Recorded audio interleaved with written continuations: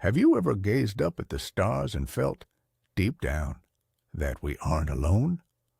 What if I told you the answer to that question was written down over 5,000 years ago on simple tablets of clay?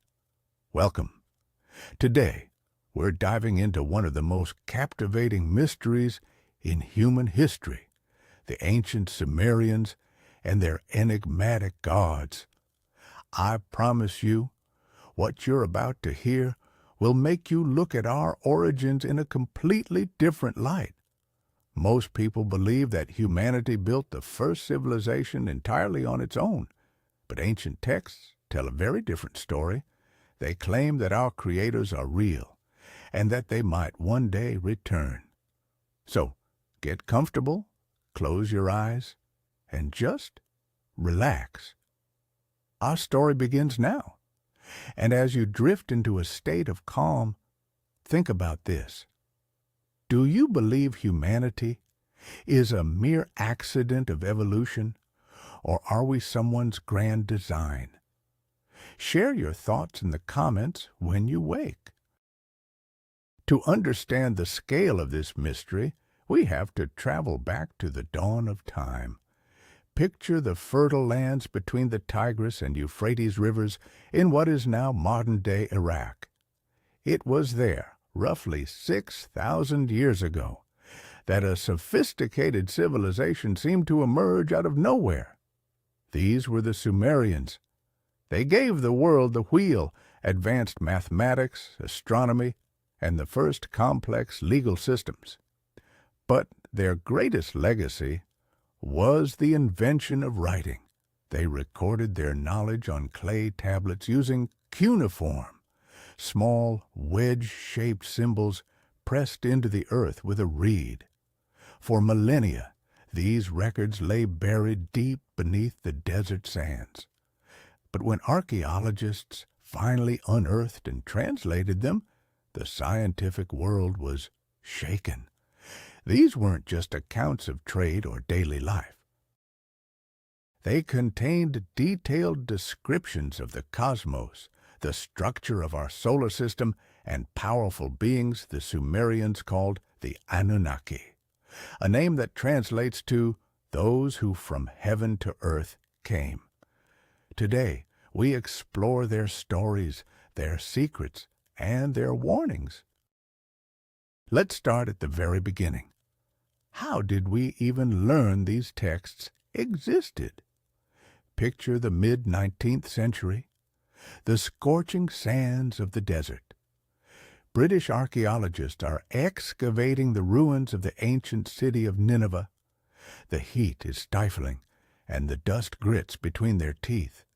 Suddenly, deep beneath the earth, they strike something. It isn't gold, and it isn't jewelry. They found something far more precious.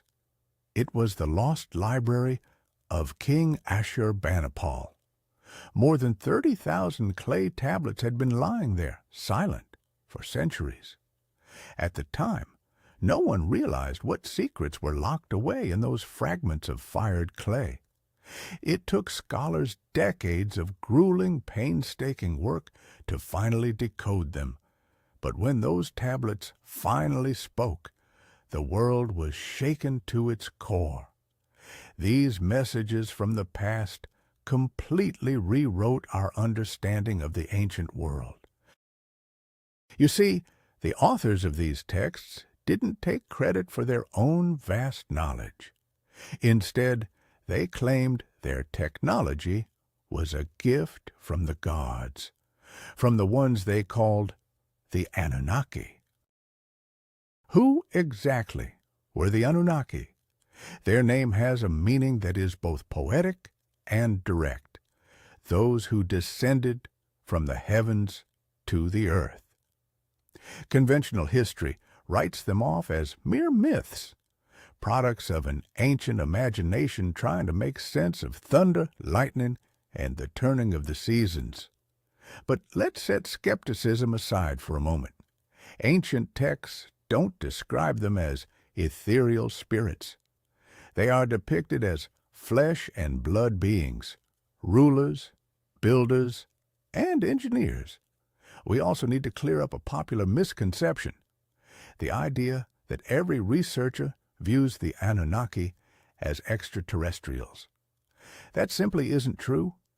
This theory was largely popularized by Zecharia Sitchin in the 20th century, and mainstream science frequently disputes his work. However, even the most traditional scholars have to admit one thing. The Sumerian descriptions of these gods are hauntingly detailed and technically complex. They don't sound like folklore. They sound like a chronicle of real events recorded by eyewitnesses.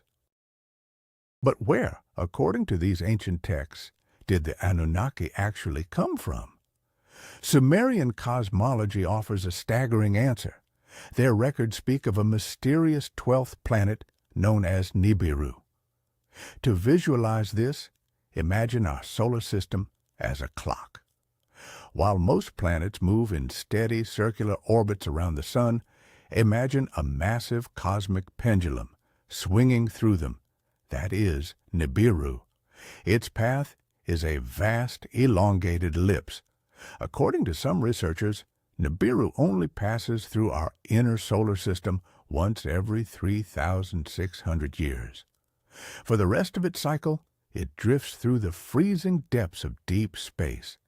Ancient accounts describe it as a radiant red world, the home of the gods. This immense orbital cycle explains why the Anunnaki aren't always here on Earth. They are bound to the rhythm of their home world. This raises a natural question. Why would beings from another world even care about Earth? The Sumerian tablets provide a surprisingly practical answer. They weren't looking for friendship or spiritual connection. They were after resources, specifically gold. According to the texts, the atmosphere of their home planet, Nibiru, was beginning to fail. To save their world, they needed to suspend microscopic gold particles in the sky to create a reflective shield against cosmic radiation. It sounds like something straight out of a sci-fi movie, doesn't it? But look at our own technology today. Aerospace agencies use gold foil to protect satellites and spacesuits from radiation. How could the ancient Sumerians have known about these specific physical properties? The Anunnaki arrived on Earth as miners. They launched massive expeditions to extract gold across southern Africa and throughout Mesopotamia. Mining gold was grueling work. Sumerian texts tell of a group of lesser gods called the Igigi, who were tasked with toiling in the mines of Earth. Just picture it.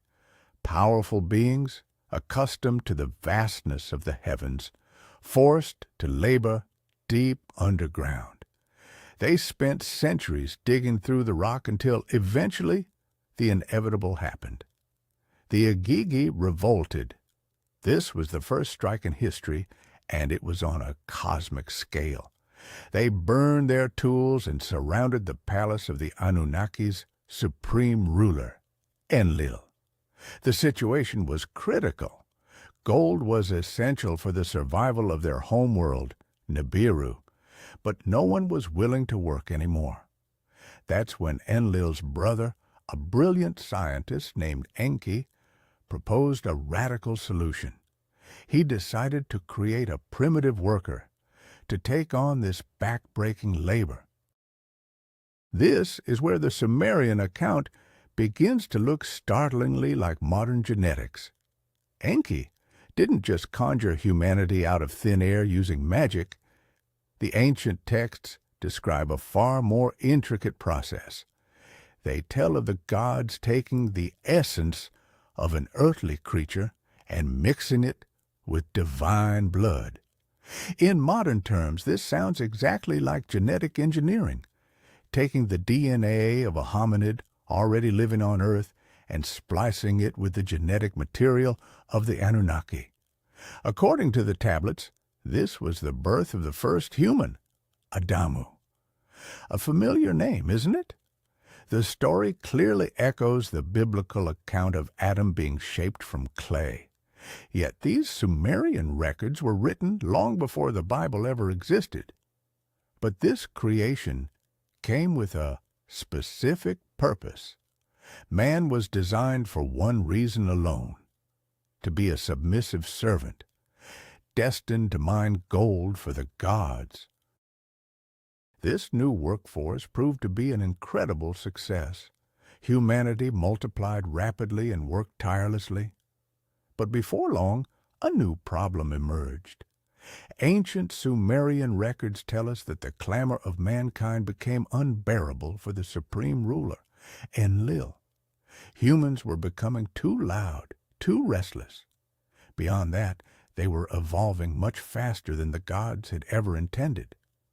Enlil, who had opposed the creation of man from the very beginning, decided on a drastic solution. He would wipe humanity from the face of the earth. At that time, the planet Nibiru was once again nearing Earth, its massive gravitational pull set to trigger global cataclysms. Enlil commanded the other gods to keep this a secret, ensuring that mankind would perish in the rising tides. This event is what we now know as the Great Flood, a disaster meant to wash away every trace of our existence. But humanity had a protector, Enki, the very god who created us. Feeling a deep sense of responsibility for his creation, he knew he couldn't openly defy Enlil's decree. So he turned to cunning.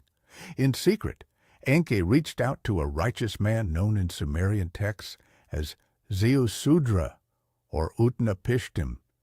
He warned him of an approaching wall of water and provided precise instructions on how to build a massive vessel. This was no simple fable about a wooden boat. The ancient texts contain complex geometric calculations and blueprints for a pitch-sealed craft designed to survive the surge. Ziusudra was commanded to take his family and the seeds of all living things. The resemblance is unmistakable. This is the story of Noah's Ark, recorded thousands of years before the Old Testament was ever written. Thanks to Enki, the spark of human life was not extinguished in the depths of the Great Flood. Then the Great Flood descended upon the earth. The accounts etched into ancient clay tablets are truly haunting. They tell of ink-black clouds, howling winds, and waves that surged toward the very heavens. Even the Anunnaki were terrified by the sheer force of the elements. They retreated to their celestial crafts and ascended into orbit, watching in horror and weeping for the ruined beauty of the world below. When the waters finally receded, not a single trace of the old world remained, yet Utnapishtim's vessel had endured. When Enlil discovered that humanity had survived, his rage was boundless. But Enki managed to convince his brother that mankind had earned its right to exist. From that moment on, the gods' perspective changed. No longer were we seen as mere silent slaves. The Anunnaki chose instead to bestow knowledge upon the survivors. It was then, as the ancient texts proclaim, that kingship descended once more from the heavens. The gods began to teach mankind.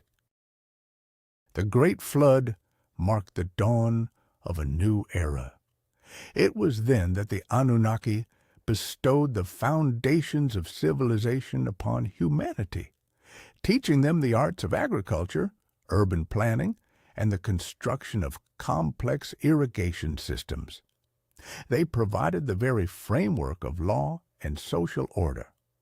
Interestingly, the Sumerian kings never saw themselves as absolute sovereigns. They were merely stewards, acting on behalf of the gods. The Anunnaki themselves lived in secluded compounds within the heart of the cities, monuments we now know as temples or ziggurats. These sanctuaries were strictly off-limits to the common people. Only the priests were permitted to enter, bringing offerings of food and clothing. Picture the scene. A massive, stepped pyramid towers over the city. At the very summit, in the silence of a sacred chamber, resides the deity. From there, it issues commands, influences the weather through mysterious devices, and decides the fate of entire nations. For the Sumerians, this wasn't religion in the way we think of it today. It was simply their everyday reality. But as time passed, something changed. Ancient records speak of a period of great sorrow, a time when the Anunnaki began to abandon their cities. These texts describe violent storms, yet they weren't natural occurrences. The descriptions sound more like radioactive fallout. They tell of an evil wind that carried only death. To this day, researchers are divided. Was it a conflict between the gods themselves, fought with weapons of unimaginable power? Or was it a natural catastrophe? Whatever the truth, the gods boarded their celestial craft and took to the skies, leaving humanity behind. It was a profound shock to the entire civilization. Cities fell silent, and chaos took hold.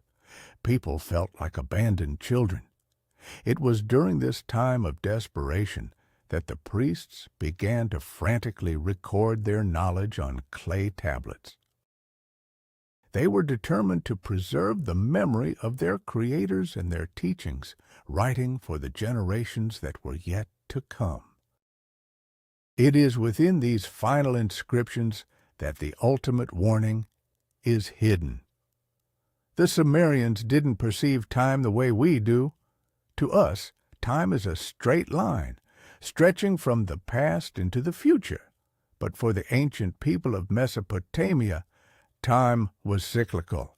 They believed that everything that has happened before is destined to happen again. They lived by these vast cosmic cycles, and their warning is strikingly clear. The departure of the gods was never meant to be permanent. Nibiru's orbit is immense, but it is constant. When the great cycle comes to a close, the planet will reappear in our skies, and with it, our creators will return. The ancient priests wrote that their homecoming would be signaled by omens. Nature will fall out of balance. There will be earthquakes, celestial anomalies, and great turmoil among the people. Sounds a lot like what we see in the world today, doesn't it? So, what does this return actually mean for us? Scholars of ancient texts are deeply divided. Some believe the Sumerians were describing the literal physical return of an extraterrestrial fleet. If that's the case, we may soon have to answer to our creators. Will they approve of what we've done to their planet? Have we squandered its riches or pushed its nature to the brink? Other experts argue we should move past the stories of little green men.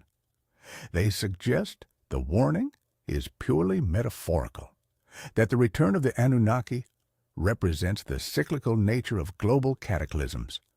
It is a reminder that the cosmos is a living system, and Earth is forever bound to its influence. A passing celestial body could trigger a polar shift or spark a massive climate upheaval.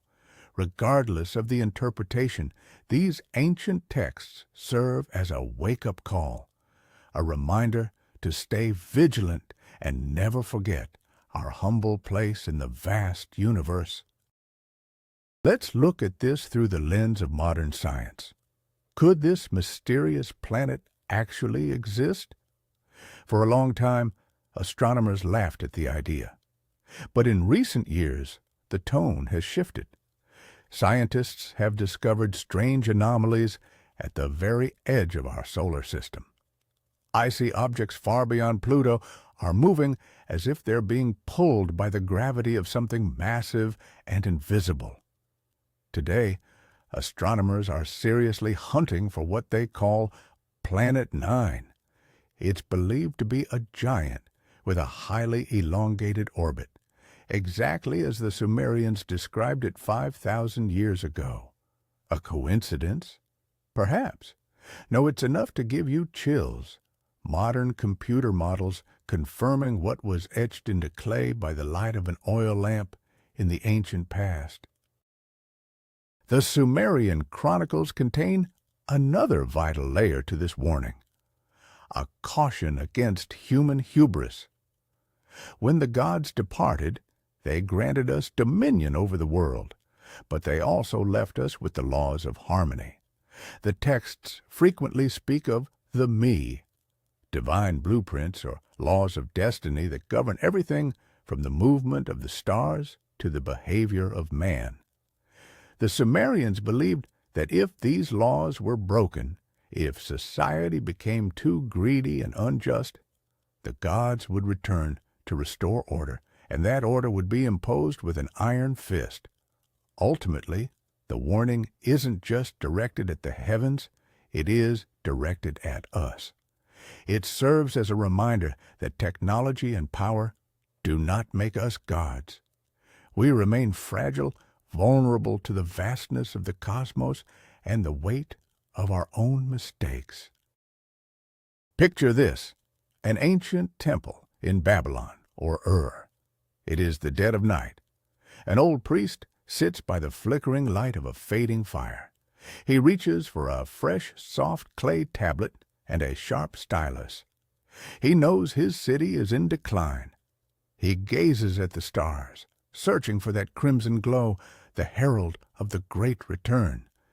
Carefully, he carves every wedge, every single word. He writes of the great flood, of Enki's wisdom, and the iron will of Enlil. He knows he won't live to see the cycle complete, but he wants his descendants, all of us, to know the truth.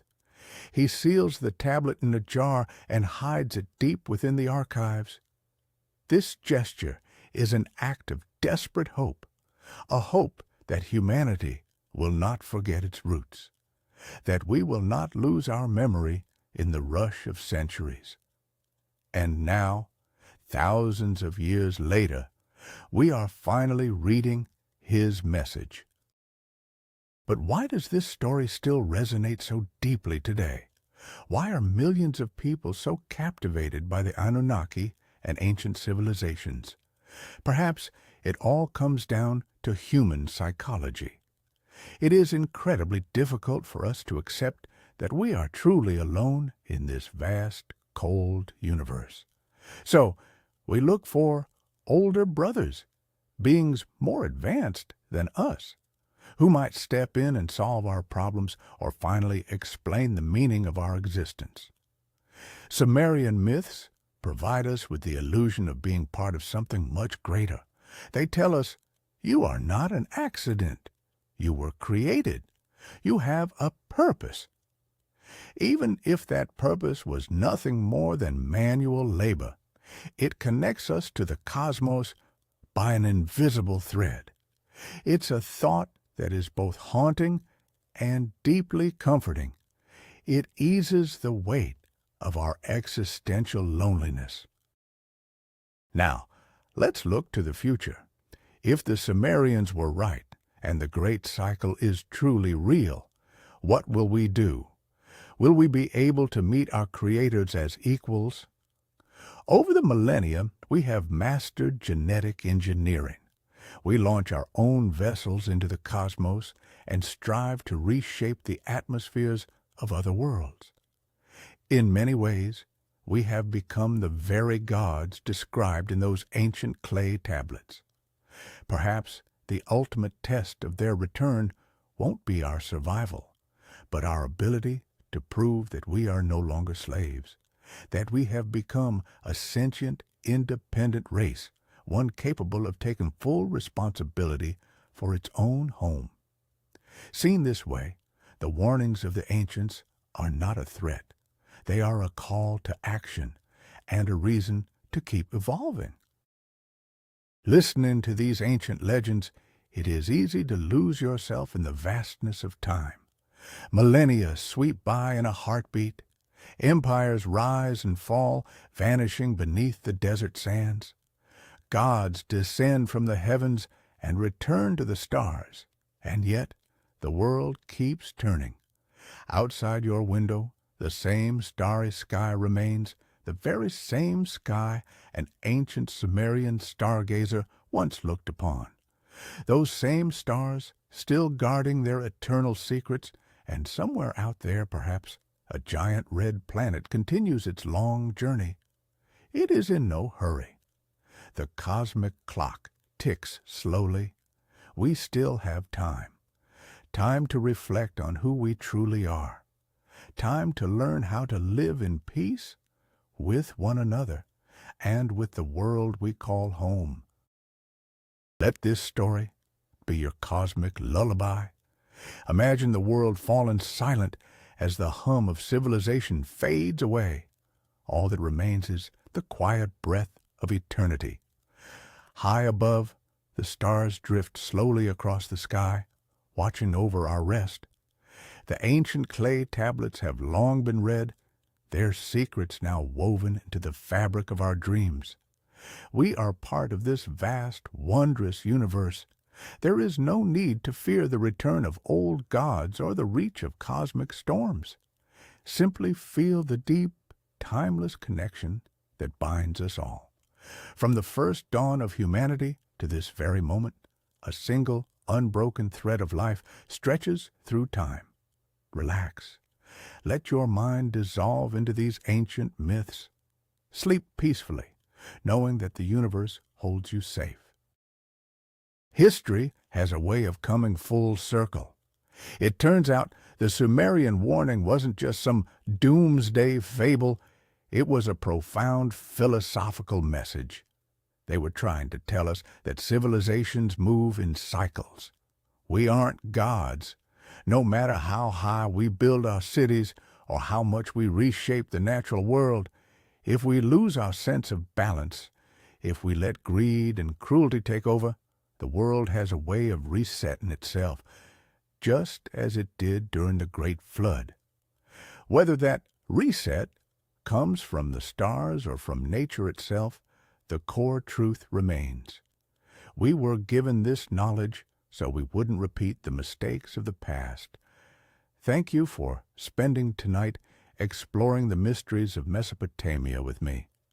I hope these reflections bring you comfort and a peaceful night's rest. If you enjoy these historical enigmas, please subscribe, give this video a like, and explore our other stories designed for sleep.